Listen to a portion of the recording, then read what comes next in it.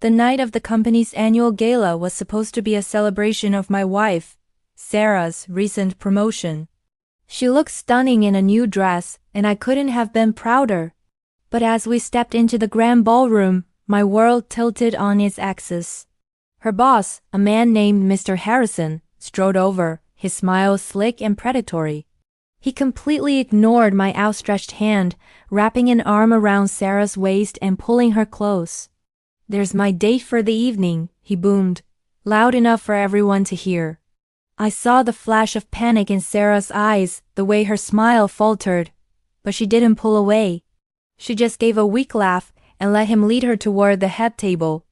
I was left standing alone, a ghost in my own wife's success story. The whispers started almost immediately. Glances were thrown my way, pity, amusement, disdain. I felt my face burn with a humiliation so intense it was almost physical. I found my assigned seat at a table in the back, watching them.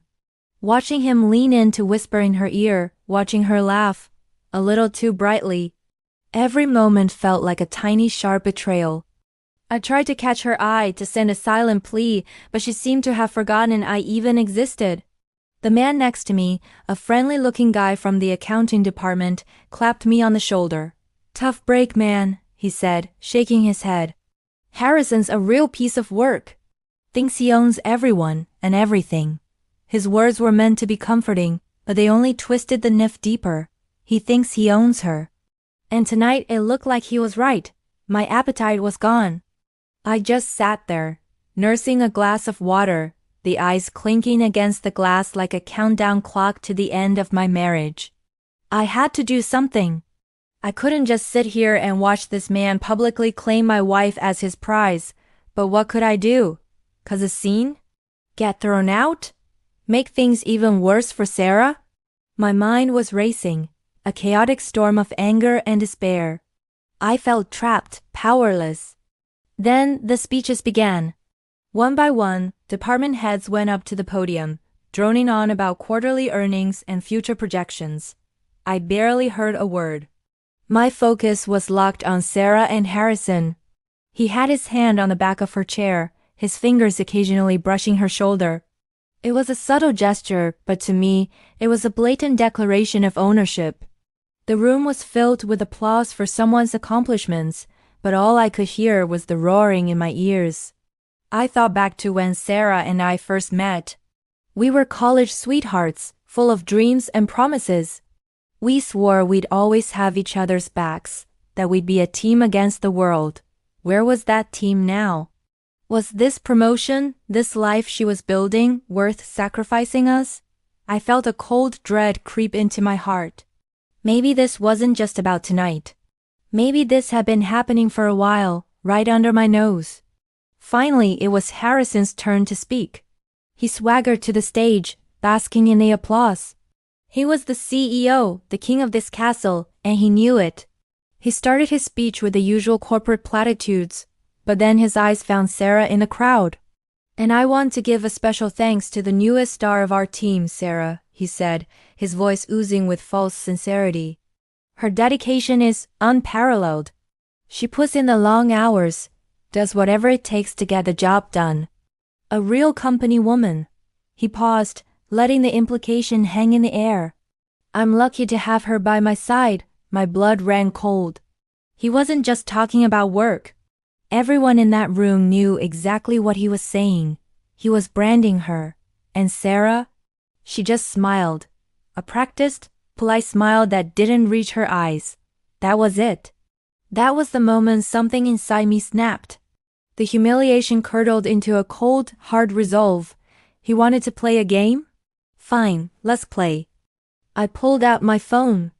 My hands were shaking, but my mind was suddenly clear, focused.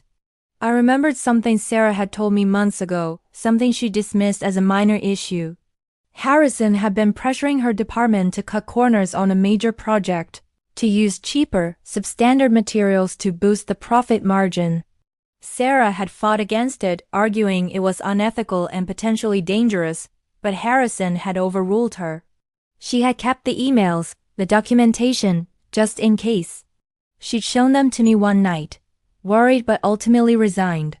It's just how he operates, she'd said. You have to pick your battles.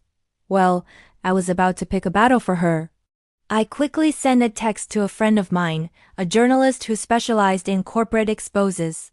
I've got something huge for you, I typed. The story of a CEO who puts profits before people's safety. Interested?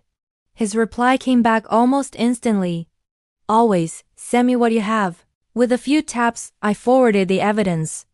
The emails, the internal memos, the doctor's safety reports, everything. It was a digital bomb, and I had just lit the fuse. I put my phone back in my pocket and looked up at the stage. Harrison was still talking, preening under the spotlight, completely oblivious. He was talking about integrity, about the company's commitment to excellence. The hypocrisy was breathtaking. I felt a strange sense of calm wash over me. The anger was still there, but it was now a focused, controlled burn. He thought he could humiliate me, take what was mine, and face no consequences. He had underestimated me. He had mistaken my love for my wife as weakness. He didn't know that the quietest people often have the most to say. He was about to learn a very public, very painful lesson. As Harrison wrapped up his speech to thunderous applause, I stood up. I didn't make a scene. I didn't shout. I simply walked toward the exit, my steps steady and deliberate. As I passed the head table, I finally caught Sarah's eye. This time, she saw me. The panic was back in her face, mixed with confusion. She started to get up, to follow me, but Harrison put a hand on her arm, holding her in place. He gave me a dismissive, triumphant smirk, the look of a man who believed he had won. I didn't react. I just gave a small, slow nod. A nod that said, "It's done." Then I turned and walked out of the ballroom, leaving the smoke and mirrors behind. The cool night air felt clean on my face. I didn't know what would happen to my marriage, if it could even be saved. But I knew one thing for sure. Mr. Harrison's reign was about to come to a very abrupt end. The next morning, the story broke. It was everywhere.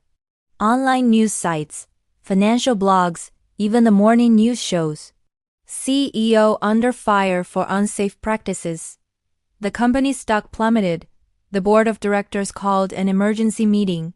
Harrison's carefully constructed empire began to crumble, all because he couldn't resist a moment of public arrogance. My phone rang. It was Sarah. Her voice was small, trembling. Did you do this?" she asked.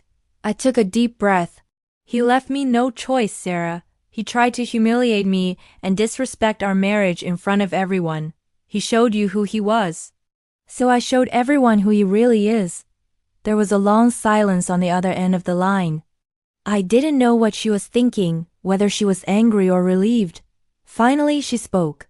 "I'm on my way home," she said, and hung up. I waited. The minutes stretched into an hour. When the key finally turned in the lock, my heart was pounding. Sarah walked in, her face pale, her eyes red-rimmed. She looked at me, and for the first time since that gala, I saw the woman I married. Not the ambitious employee, not the CEO's date, but my Sarah. "I'm so sorry," she whispered, the words catching in her throat. I was scared. I was so caught up in trying to succeed, I let it happen. I let you down. I didn't say anything. I just opened my arms and she fell into them, sobbing. We stood there for a long time holding each other.